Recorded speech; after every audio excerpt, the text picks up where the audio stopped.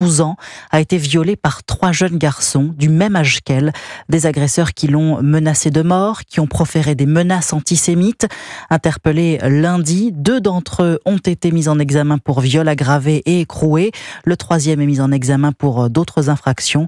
Dans le quartier où se sont déroulés les faits, les habitants sont sous le choc. Reportage Thibaut Hu. C'est dans ce square tranquille, familial, que la jeune fille juive de 12 ans a été abordée pour être ensuite violée dans un hangar désaffecté.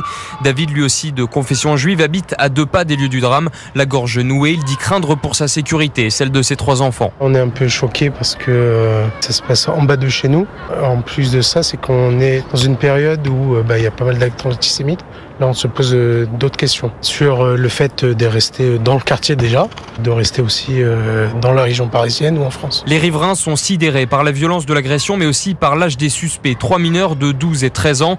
Pour Karim, il ne fait aucun doute, il mérite d'être puni. Ça reste des mineurs, mais ça reste un viol surtout. C'est un crime grave, quelque chose d'odieux. Alors effectivement, ça devient difficile de faire la distinction entre un mineur et une personne non mineure. Ça n'excuse pas, clairement pas. Les 3 adolescents ont été placés en garde à vue, interrogés puis présentés à un juge. Et en attendant que l'enquête se poursuive, les habitants du quartier espèrent que justice sera rendue.